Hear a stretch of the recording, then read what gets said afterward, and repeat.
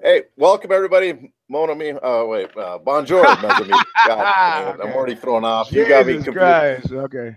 John Nash here, replacing the irreplaceable Kid Nate on the Care Don't Care preview show. With our always the Urbane, the erudite, the I can't remember. I forgot my whole intro for you. It's been so long. I'm like one of the Medicis over here. Yes, Eugene S. Robinson back from his tour of Europe, successful tour of Europe. No, not since Napoleon has there been a tour of Europe like this. But this guy wanted to know what I was doing. This is a young jiu-jitsu white belt. His name is Kai. He's from Turkey. He is a jiu-jitsu up-and-comer. You should just, if he's a white belt, sub him right now. Prove it. Oh, yeah, right. Now. Easily. Yeah, okay. Well, don't step on that cord. All right. No, okay. All right, so yes, here I am. I'm back from Italy. And I guess since you're back from Italy, let's see if you remember. Well, first I should do the intro. First, you're a writer of Aussie.com. I forgot to say, author of the Angela Hill article is up today. Finally. Okay, I'll have to read that one. Yep. In the band Oxbow, had a great album last year, Thin Black Duke. In a new side project, Brunel. This year, I don't know the name of the album. The Easy Way Out is the name of the Easy Way album. Out. Yep. Tribute to the classic director, artist, not just film director, but artist. Luis. Also, author of the book Fight Everything You Ever Wanted to Know About Ass Kicking, but were afraid you'd get your ass kicked for asking. As well as A Long Slow Screw and the Inimitable Sounds of Love, a threesome in 4 acts, and recently. In my Italian absence, they put together a book called Eugene S. Robinson's Guide to Gym Etiquette. It's a forward by Leopoldo Serrao, and it's full of super instructive pictograms about how to improve your jiu-jitsu and be an all-around better gym mate. So you got pictures like this. This is what I call the eye guard, and You might notice there's some themes that we're working on in this book, but it is an instructive thing that it's got professionals in it, stars, celebrities, but it really is all you need to know to be loved by your teammates. And it's taken from actual phones of people at the school. It reminds me of Crispin Glover's books. Yep. Yes. Well, minus the penis shots. Yes. Well, you never have too many penis shots in a book. That's certainly not of me. All right, now you're going to give us. You already forgot. You've been way so long. You already forgot to give. No, the disclaimer. The disclaimer. Okay, crybabies, bedwetters, greedy bread gobblers, work shy individuals, malingerers. This has less to do with your skills and talents as a fighter, and much more to do with the marketing heft and weight put behind you by the overlords at WME Endeavor, the UFC, and the Bald One. If you don't like being on the don't care list, simple solution, fight your way off. Fight an exciting fight. We'll remember, like we did with Paul Felder, Alex Oliveira, Chris Collier-Greens, Ali Aquinta. There's a whole list of people, a roster that started out as don't cares. Israel, there's a bunch who were on that list and made the jump. You could too. All right. Until then, don't come crying to us, bedwetters. Yes, I tried to say I was good. I tried to give the disclaimer, but then Nate banned it. He said you copyrighted all that. So yeah. You can't do that. That's your skit. That's your stick. I gotta come up with something. I have nothing though. I have just this dark. All I did is buy Nate's dungeon. That's all I have. That's right. Yeah, I'd like to somehow get there to see what the hell this Abu Ghraib kind of apartment thing. I have no clue. It's like I have black magic cameras and couple $1,000 Newman mics and none of that works with Google Hangouts. So I'm stuck using some shit USB camera, USB mic, picks up no light, whatever. Yeah. I won't complain. I just shit. You're not complaining. You're noting. I got it. Yeah. Well, I'm done complaining, so I don't have to do it anymore. All right. So we have I'll tell you how good this card is. You know it's good because you've been gone. Everybody's been clamoring to have you and Nate back together, and yet Nate still skipped this card. So that just shows you. Nate is meeting with the upper echelon today, and I told him you go in there and you let them know we fucking mean business. You point, do a lot of pointing because that's how you know people mean business. You fucking point, and bring some beer because that shows that your heart's in the right place. So you bring some beer and point, and you let them know how things stand. Don't get in there, get pushed around. Demand unearned rewards. That's how I do it. It sounds like Larry David advice. You go in there, Larry, and you eat some ass. You go in there. You eat that ass. You tell them who's boss. Okay. Yeah. So that's the next thing we know. Nate's gonna text me and say Bloody Elbow's been shut down by Vox because right. Yeah, don't do as I say, do as I do. Or no, the other way. Don't do as I do. Don't do as I say or do. That's pretty good. Do the opposite, whatever I say or do. I think right. I'm a cautionary tale for the road less traveled. Right. Yes. All right. So we've got a card from Chile, their first ever from there, and they're bringing a spectacular card to the people there for the first time to demonstrate what the UFC has to offer. We got our first fight of the night, a lightweight fight between Claudio Puelles and Felipe Silva.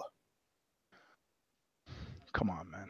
Okay, we're gonna move ahead. Okay, don't fuck care. No, it seems like I bet you they're two locals that I don't even know who they are. Tell you it's okay. It's put asses in the seats in Santiago, right? Yeah, and saves money on airfare. We don't have to fly them out. Correct. Down the street. And if you don't think that's a calculation they're making, you're exactly wrong. Bantamweight fight: Henry Briones versus Frankie Saez. Yeah, almost, not quite. Sorry, guys. Yeah, I don't. Yeah, featherweight: Enrique Barzolo versus Brandon Davis. Nope. Sorry. Okay, we finished with the fight pass, which everybody's still going to move on to the preliminary card on Fox Sports 2. Let's see if they keep Fox Sports 2 in their next TV deal. We'll see what's going to happen on that. Mm-hmm. Featherweight fight: Gabriel Benitez versus Humberto Bandone. Nope, don't care. Yeah, women's strawweight: Poliana Botelho versus Syuri Kondo.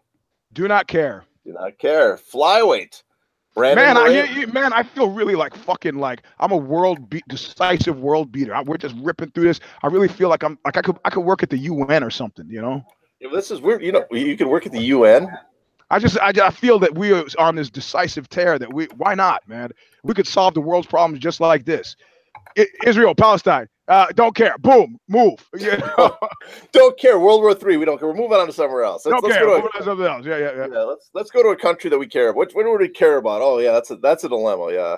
Okay. Yeah. Iran or Saudi Arabia. Care, don't care. Yeah. Right. I know. Actually, we should do it. A care, don't care for global concerns. Yeah. North Korea, South Korea. Care, don't care. Ooh, tough one. I don't care. I don't care. It's probably more interesting than the card. You know who I care? I care as much as China cares. They care quite a bit, I believe. I don't think they do, man. I really don't think they do. Well, I'm sure they care in the sense that they don't want America nuking North Korea and sending millions of refugees across the border and contaminants. Yeah, from that point of view. But I think they probably have a Stalin solution there. Hey, you see anybody from North Korea? Shoot. we don't need those people with their soup bowls hanging out here. Shoot them. Yeah, they already have a plan in place how to seal that border, I'm sure. Oh, look at the guy. Look at him.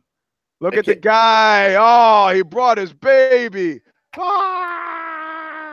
Sorry. When you say look at the guy and the camera's pointed towards you and not the other way, we can't look at the guy. I realize that he's making his way over here with the baby. You got a Ukrainian baby. Look at the pride of Ukraine. Yeah, you got to get the kid on the show. Is it one of those Ukrainian super babies like they always have on the newsstands? Here, watch the cable. Step around and show everybody the baby. All right. See right here. Look at this. Look at the jiu-jitsu baby. This is more exciting than the first 3 fights. What's the name? Benjamin. Watch out for the cable there. Okay. All right. Anyway. So hopefully someone will bring a small dog into the office too, so we can keep the show going. And they'll start describing our show as heartwarming. Yes. Okay. So now we're on a flyweight fight between Brandon Moreno versus Alexandre Pantoja. I would also like to show the audience our tote sheet thus far for the fight. That's our tote sheet. So yes. I'll be able to put this back in the rack when we finish because I don't care about that fight either. You don't really? No. You? This one I do. They're Oh. Why? Why do you care? This is that thing about relevancy. These guys are the fringe relevancy. They've won enough, and they're right on they're both on the cusp. I think of top 10 UFC rankings, whatever. Winner this puts them into kind of that contender in the mix classification. Really? So if you're in the kitchen and you're getting a beer or a glass of wine, and somebody's watching the fight, goes, "Hey man, get in there," and you're gonna fucking put your beer and rush in. I'm not gonna rush, but I'll go. Yeah, this is the fight. Every other fight I'm not, but I'll watch this one. All right, so I gotta put it down. Who's your pick? Moreno. All right. It's a tough one, but I'm picking him. Okay, so let's get back to someone has to watch these fights. They're not going to watch themselves. Okay. At least I'm not Nate. He was handing out money like candy to the fucking last week, which for terrible fights. $15 for this, 10 for that. Yeah. He's. Well, look, the question is over under on the attendance by the bald one. There or not? Oh, he's not there. Yeah. Okay. All right. I think that says it all. Unless he has, unless he has a vacation for the family planned in Chile, he's not going. That's probably not happening either. Okay. Yeah. Okay. Next fight, welterweight, Zach Cummings versus Michel Prazeres. Almost, because of Cummings, not quite. Yeah, Cummings is old, but no, don't care. Don't care. Okay, now we're done with Fox Sports 2. We're moving on to the main card, Fox Sports 1. So, where did you go in Italy? Anywhere spectacular? Anything? As far north as Milan. This is actually the first time technically I played in Milan. I played in Zago, Mezzago, which are like 15 minutes outside of Milan. This was in the heart of Milan. And as far south as Bari, which is on the Adriatic coast, which is nice. So you didn't visit the beaches of Anzio? Or didn't go to not this time. I have made a World War II tour, and it's great, man. There are places you can go if you go east in Berlin where you're still seeing bullet holes in the walls, so you get sense of fucking history. And of course, I thought for sure you'd go, visit like a lot of Mussolini spots and stuff. I want to go to Prodapio, but we just didn't have time. Jeez, I gotta be honest. I'm disappointed. This is not what I expected. I expected you to hit all that. I just can't. My fascist friends over there did not show up again. They said these are the guys who want to take me to Prodapio and want me to teach a seminar. I did roll with the Manimal team in Milan, and that was great. Even though they had a gi, like an A2 gi for me, which was like I looked like a kid in a snowsuit. I couldn't put my arms at my sides. I was like, man, can't you guys fucking help me out with a gi that fits? They're like, hey. they read the book about Eugene Robinson's gym etiquette. No new gi for you. But my question is, when you say fascist friends, I can't tell if that's sarcasm because it's also Italy. You could actually have fascist. No. They just were guys who we bonded over fight stuff. They wanted me to come teach a seminar, and at one point, I'm on the guy's page. I had to look something up, or he's asking me a question about the fight book. And I'm seeing all this Mussolini stuff. I go, hey, man, are you a fascist? He was like, yes. Wait, okay, here's the thing I got. Is it a good idea to teach fighting techniques to fascists? I think it's probably socially irresponsible, but it's socially irresponsible for Sorrao to be teaching me fighting techniques. So yeah, I'm just kind of it's his fault. I'm paying it forward. I try to talk to those guys. I go, I'm black, right? They go, well, we're not racist. And I go, no, but you just told me that you want to take truncheons to immigrants. He goes, well, and I'm an immigrant. He goes, but you go home and you come here with money. And I go, oh, what? What do you need? After you left. Yeah. Pull the chair over here. Okay. Okay. All right. That's some responsible. He tried to fillet me just now. That's some responsible jiu-jitsu instructing. That's he's using the I gotta hide the computer technique just to get his head in my lap. I can't left you in the fat. I guess it reminds me of like a friend of mine used to take me along he grabbed me and I have to escort him. The next thing we know, we're sitting in the room with members of the Vice Lords, and he's got pistols he bought trade to them for cocaine. I'm like, that's a responsible gun user. This is the people we damn it, man. The Second Amendment. You got two reasons not to hang out with this guy anymore: guns, cocaine, or three, and gangs. Well, with the one that led to a lot of great parties with a lot of hot women. So that's the one. You always have to weigh that. But yeah, that's also a dangerous thing. Like a friend of mine was at the Hells Angels clubhouse in San Francisco, and they had a copious number of signs up that said, "Don't be that guy." But it's crazy. He's one of those guys too that's an ardent Second Amendment. Like, you can't infringe on my right to bear arms. And and he's also one of those guys like, guns don't kill people, criminals kill people. But you're the guy giving the criminals the guns to kill people. That doesn't, he's trying to make some choice. But every conversation in my mind that doesn't return to killer robots is a pointless conversation. I'm not going to get caught up in this fucking NRA debate when right in front of our noses the killer robots are coming. Killer drones, you worried about those? Not even the killer drones, man. They're going to sell to you on the basis of fucking convenience, Oh, right? They're 3D printers. Look, I saw this one yesterday. Another one. I mean, look at the frequency. A fucking robot that can bring you a beer, right? And it's pretty innocuous, and it's pretty. Some fucking fat American is like watching TV, and the robot kind of stumbles in the room with the beer, and then this little segue that I find fucking totally interesting. The guy reaches out for the beer, grabs the beer, and the robot has a little tug of war with the guy over the beer. And everybody's like laughing, like this is fucking funny. It's not funny. The robot's not fucking funny, man. Huh? Yeah, the robot's taking his beer. What if the robot? Oh, because it's cute, like because you think it's a dog, like you could overpower the dog easily and get your beer. You're not overpowering that fucking robot. The only reason that robot hasn't ripped your fucking hand off is because of some fucking engineer. Someone had a great comparison. The guy here who's an engineer is fucking laughing at me, because he's going to work and probably program a killer robot. There's a great comparison. Someone had a great example of how scary artificial intelligence is. We think like we make artificial intelligence. It's going to be like, oh, it's going to be human. It's going to be thinking, caring. You could make a tarantula if you could grow a tarantula brain, make it super intelligent.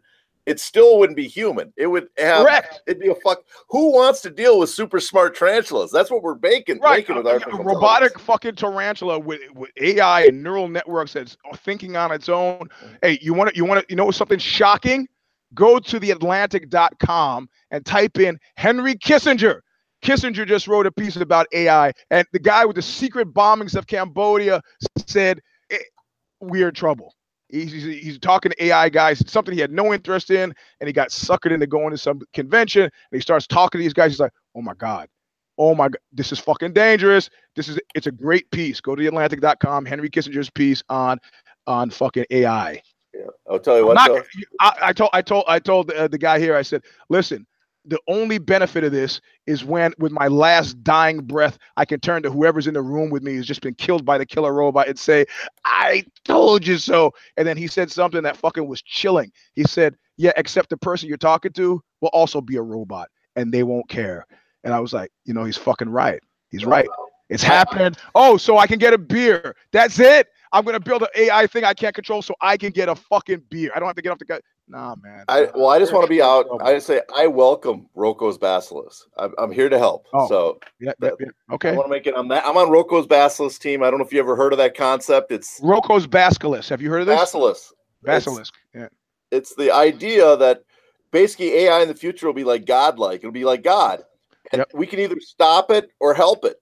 But it's godlike. It knows it's going to punish us for trying to stop it if it succeeds. But if you help it or reward it, because it's omnipotent. So it's like if you make your decision now, you can either try to stop AI, but if it's successful, it's going to punish you. So you have to make that decision. I love that idea. And as far as I'm a collaborator through and through, where do I sign up to aid the omniscient robot overlords? I welcome our robot overlords, but it's crazy. Is that thing on forums, like engineering forums and stuff, was banned because it was driving people insane because they took it so serious. Yeah. I don't think those people had far to go in terms of driving. Yeah, they're nerds. They're fucking crazy. Yeah, anyway, some probably scarier is this fight card. So let's move on to the next. We're on the main card. We're almost done. We're halfway through. We're on the main card. 3 hours into the show, probably at this point. Welterweight fight: Vicente Luque versus Chad Laprise.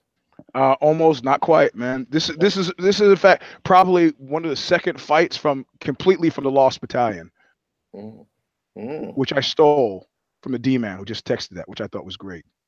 It's a second fight from the Lost Battalion? First ever card from Chile, but this seems like the 8th card that they've done from the Lost Battalion. So maybe not the first, but the 8th. Can a card be in the Lost Battalion? I guess a card could. We're very close, man. This is the tote sheet thus far. Yeah. Look at it. Our names appear more times than any fighter's name. But okay, let's go. Let's go. Okay, women's flyweight, Veronica Macedo versus Andrea Lee. Don't care. Don't care. Bantamweight, Diego Rivas versus Guido Cannetti. Don't care. Light heavyweight, Jared Cannonier versus, I love that name, versus Dominick Reyes. Almost, not quite. Almost. No, I like Cannonier's name, but because he's the Cannon Man. That's fine. But yes, it's no, have no interest in this fight. Wait on the list. Women's strawweight, Alexa Grasso versus Tatiana Suarez. Do not care. You don't really. Nope. Do you care? It's again, it's this fight that's. That's a very simple question. Because there's not enough women. You actually need to be. You need to be higher up in the totem pole for most women's fights for me to care. So, all right. So we went through all that. We got one goddamn care, which it's questionable. Was that the headlining fight? No.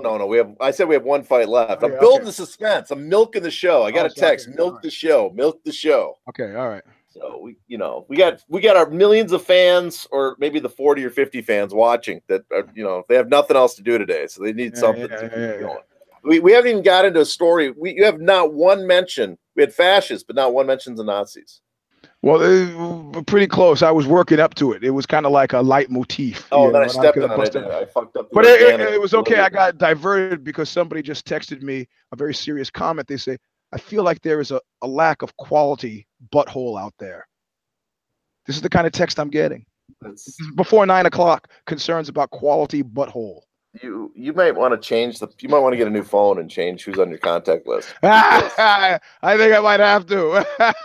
Because, why? How would you think that this is the best thing to text me during this fucking show? This is a commentary on the fucking card. Yeah. That people are texting me about quality butthole. Yeah, you're like, I can't stand when my mom texts me like that either. Look at Nash. He's here all week. Well, I did get ragged on by Don Rickles once, so I feel like I'm at a level now that I can. Yeah, you beat me on that one. I went to a Rickles show, sat in the front row, but I sat next to Larry King. Yeah. So he focused on Larry King the whole night. One of my few joys that Don Rickles ripped into me for a good minute. So what did he say? What? Because. Well, I told you before. I was with my twin brother. We were at a party, a Hollywood gala. And we bumped into him, and we said, "Oh, Don Rickles." And he's like, "You look confused for a second." And he said, "Are you guys twins? Like serious?" And then we did our whole twin jokes. Oh, you're seeing double. You're drunk. You're seeing double. There's and then the other there's a third guy made him look. There were triplets, and they had him. And he's like, and they had that grin, and then you see that malicious grin just turned on, and he just started going. Like, well, you're the only two that survived the litter that your mom had. Then he went on. The good thing about being as ugly as you is you don't need a mirror to, like if you have a twin as ugly as you don't need a mirror. And it just went off and on, just like for a minute straight, just made us, cringe. That's fucking great, man. It was like when you made your little fucking twin joke. Rickles was probably like, you want to play? Yeah, exactly. And he goes, I'll show it. You couldn't even get it in. We were just like. We couldn't fight back or anything. He didn't leave a space. It just one after another. Like 5 in a row, and we tap it out. Yeah, that's fucking great. That's great. So that's my one joy of my life. A high point of my life is honestly having Don Rickles make fun of me in front of everybody. My comic relief. His appearance at Comic Relief was great, where he was like 50% cheers, 50% fucking booze, and it was just like the zeitgeist was completely wrong. He's calling, who's the Negro Jew? You're talking about Whoopi Goldberg, and I called Robin Williams an ape, and then started talking in fake Spanish. It was a tour de force, man. I liked when he did like the roast with Scorsese or. That was great. Get him a phone book so he can see. We can't see it, Marty. We can't see. Someone get him a phone book. Robert De Niro. He's one of the great American actors. Ask him; he'll tell you. Or Eastwood's here now. Eastwood's happy we mentioned his name. Exactly. Fuck, man. Yeah, it was great, brilliant stuff. Brilliance. That could be a good way to spend your Saturdays. Be watching Don Rickles stuff. Let's watch Kelly's show Saturday instead. Yeah. Okay, we got a main event. Demian Maia versus Kamaru Usman. I care. I do actually. This is a care fight. You're one care. This is going to decide it for you. If you win, now you got it made. Damn it. No, you could always roach me because you'll have 2 cares. Yeah, 2. So even if I'm successful in my care, if you're successful twice, I'm down. Okay, so that's. But I still beat Nate last week because you know. Oh, fuck. You didn't need much to do that. Yeah. There's not much to brag about beating Nate. It's like Nate is making his fight picks like this, like Mr. Magoo, you know. I used to. When I was younger, I used to just fight like handicap kids because that way I always go like 30-0, and you know that's like fighting Nate. It's like the Spanish Special Olympics team that discovered they were not special at all. It's like, how you guys fucking explain that when people come to your houses? Oh, look at my medals. Where'd you get that for? Out of Special Olympics. Hey man, you're not special. I am special. Okay. I won the Olympics. I won the Olympics. So all right, I'm gonna have to make I do this before and I've done it again. But, you know, we're tribal, and I'm going to have to go with my tribal preference here. And I'm sure you think that means I'm going to say Usman, and you're wrong. I'm going to go with the old guy tribe. I'm picking Maia. The old man tribe. Yeah, I'm picking Maia. Well, I'm part of the old man tribe, too, but I'll take Usman. Okay, good. So we got a little action, and we're done. we got a little action. We got very little. We got the minimum amount of action to have action on a card. Yeah, that's really the minimum. This is our tote sheet. This is the fucking tote sheet. I don't know if you could. There you go. There. What's it say on the back though? The other side. It's like you have a schedule or something there. Sorrel Academy. Oh, so what classes could we take if people showed up? I see that. Well, the motto here, and we're gonna get it printed up on the back of the shirts, is "You fuck horrible." That's not a selling point to any place that you fuck horribly. I mean, like, we're gonna teach you how to fuck horribly, or well, you fuck horrible. It's a motivational motto, really. That's it. Well, I don't know what it's to motivate you. It's motivate you not to fuck. What? It's you know, this is 10 years later. I'm still trying to figure it out. So okay, 10. Has your sex improved over 10 years or gotten worse? Because that can tell you how good the gym is. You know. How would I know?